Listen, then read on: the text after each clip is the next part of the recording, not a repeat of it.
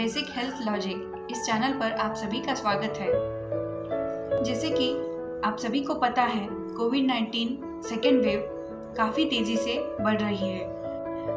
Corona के गंभीर मामलों में पेशेंट को अस्पताल में भर्ती करना पड़ता है, पर हल्के या मध्यम मामलों में कई पेशेंट होम क्वारंटाइन घर पर ही ठीक हो रहे हैं और इन सब में कई पैथीज अपना अच्छा इफेक्ट बता रही है। जैसे कि हमने पिछले बार भी हमारे होम्योपैथिक डॉक्टर से गाइडेंस लिया, उनसे विचार विनिमय किया, वैसे ही आज आयुर्वेदा के एक वैद्य है, आज उन्हें हम अपने चैनल पर इनवाइट कर रहे हैं। उनसे जानेंगे कि कोविड-19 में आयुर्वेदा का क्या रोल है।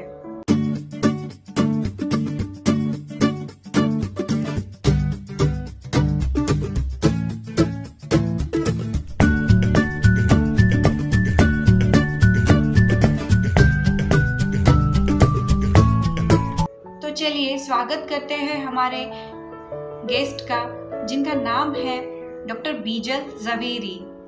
मैडम पिछले 7 सालों से पुणे में आयुर्वेदिक प्रैक्टिस कर रही है और उसके साथ ही नेचुरल कॉस्मेटिक प्रोडक्ट बनाते भी हैं और उसके वर्कशॉप भी लेते हैं। तो मैडम, आपका स्वागत है हमारे YouTube चैनल पर बेसिक हेल्थ लॉजिक में। आयुर्वेद एंड कोविड-19, तो ये जो टॉपिक मैम ने सिलेक्ट किया है और उसके वो टॉपिक पे मुझे कुछ बोलने का जो मैम ने चांस दिया है, उसके लिए मैं डॉक्टर सोमानी मैम का तहे दिल से धन्यवाद कहना चाहती हूँ। मैडम, सबसे पहला सवाल तो ऐसा पूछना चाहेंगे आपसे कि हमें कोविड-19 में जो सिम्टम आते हैं, जो लक्षण दिखाई देते हैं, समझो बुखार हो, खांसी हो, सर्दी हो, तो उस पर आयुर्वेदा में क्या बताया गया है? आयुर्वेद में कहा गया है, स्वास्थ्य से स्वास्थ्य रक्षणम आतुर्यस्य व्याधि परिमोक्षाः। इसका मीनिंग है कि स्वस्थ इंसान को स्वस्थ कैसे रखना है और जिसे कुछ डिसीज हो गया है, व्याधि हो गया है, उनको कैसे ट्रीट करना है। ये दोनों का ट्रीटमेंट पूरे डिटेल्स में आयुर्वेद में बताया गया है। ओके, जैसे अभी मैंने आपको बताया कि पहले जैसे सिम्टम्स आते हैं, फर्स्ट सिम्टम्स क्या आता है मोस्टली इसमें कि आपको बहुत ज़्यादा वीकनेस आ जाता है, हाथ पैरों में दर्द होता है, कुछ भी काम करना नहीं होता है, एंड देन फिर धीरे धीरे बुखार आना स्टार्ट होता है, फिर सर्दी खांसी आना स्टार्ट होती है और उसके बाद में सांस फूलना एंड देन अदर कॉम्प्लिकेशन सब स्टार्ट हो जाते हैं। जब आपको ये सब सिम्टम्स आ रहे हैं तो सबसे पहले आप लंघन कीजिए। लंघन मीन्स क्या होता है कि उपवास। आयुर्वेद में लंघन का क्या मीनिंग है वो मैं अभी आपको बताती हूँ कि जैसे अभी आपको ये सब सिम्टम्स आए हैं तो उस टाइम आप सिर्फ अपना जो हरा मूंग होता है उसका पानी लीजिए, उसका कड़न लीजिए, कड़न बोला जाता है आयुर्वेद में। तो वो कैसे बनाना है वो मैं अभी बताती हूँ।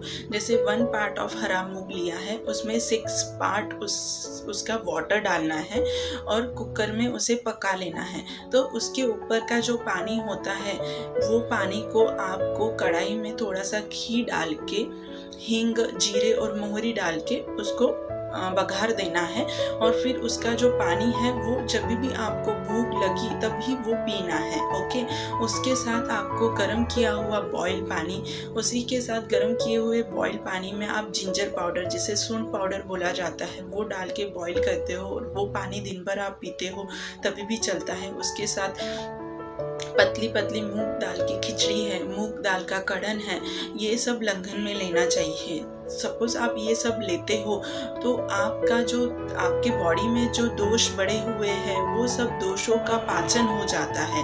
दोषों का पाचन हो जाता है मीन्स क्या होता है कि आपका जो डिसीज़ है उसका साइकिल आगे नहीं बढ़ता है, वो डिसीज़ वहाँ पे ही क्यूर होना स्टार्ट कर देता है। जी मैडम, बहुत सही।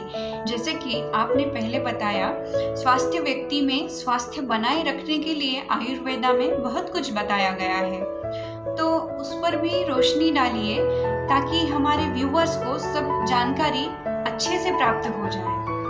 आयुर्वेद में सबसे पहले दिनचर्या, रात्रिचर्या ऋतुचर्या, ये सब फॉलो करने के लिए बताया गया है। ये आयुर्वेद में दिनचर्या में सबसे पहले बताया गया है कि आपने सुबह जल्दी उठना चाहिए, मीन्स सुबह ब्रह्म मुहूर्त पे उठना चाहिए, आयुर्वेद में बताया गया है।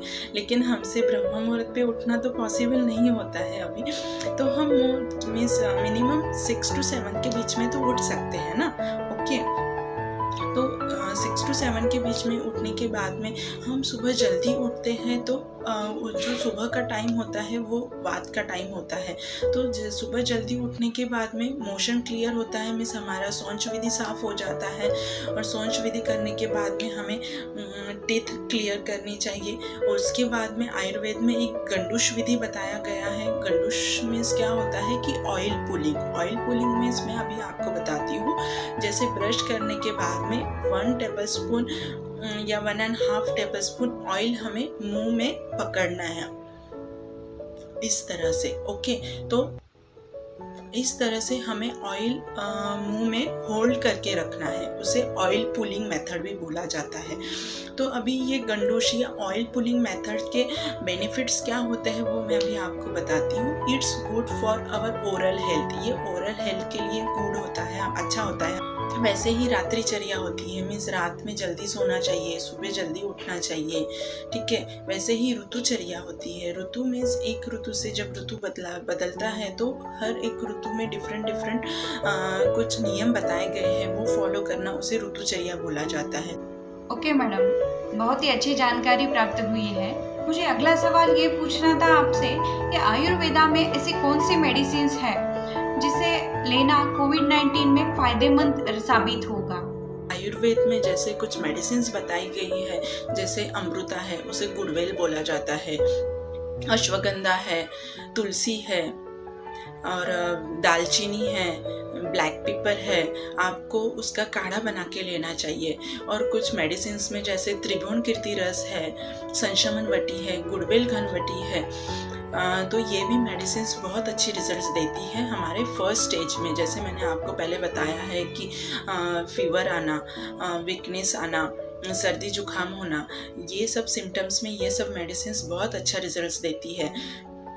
सभी पीपल ने तो जैसे सीतोपलादी चूर्ण है, अमृतारिष्ट है, महासुदर्शन काढ़ा है, ये हमारे घर में होना ही चाहिए। तो ये सब हम फर्स्ट स्टेज में स्टार्ट कर देते हैं तो डिसीज़ क्योर होने में बहुत आसानी होती है। कि उसी के साथ जैसे हमारा भीमसेनी कापूर है, हमारा ये ओवा है, उसे अजवाइन बोला जाता है, वचा चूर्ण है, लवंग है, उसका आप पुरचुंडी में पोटली छोटी सी बना के उसका आप कंटिन्यूसली स्मेल लेते हो, तभी भी आपको बहुत अच्छा रिजल्ट्स मिलता है। साथ ही आयुर्वेद में कुछ रसकल्प बताए गए हैं, जैसे श्वास का चिंतामणि, त्रैलोक्य चिंतामणि रस, सहस्त्रपुटी अभ्रक भस्म, उसके भी हमने पेशेंट्स में बहुत अच्छे रिजल्ट्स देखे हैं। ये रसकल्प विद अदर्स आयुर्वेदिक मेडिसिन, उसके साथ पेशेंट्स में बहुत फास्ट रिकवरी देखी गई है।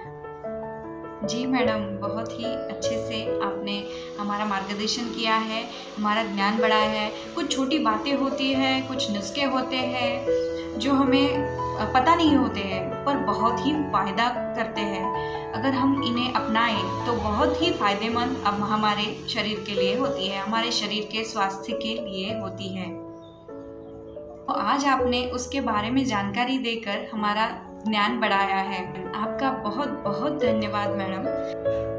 तो सभी व्यूअर्स को मैं कहना चाहती हूँ कि आज का ये सेशन हमारे लिए बहुत ही अच्छा यूज़फुल रहा होगा, ऐसी मैं आशा करती हूँ। और ऐसे ही मैं सेशन और लेकर आऊँ तो इस वीडियो को ज़्यादा से ज़्यादा लाइक कीजिए, शेयर कीजिए और मेरे चैनल को सब्सक्राइब कीजिए। Bye bye.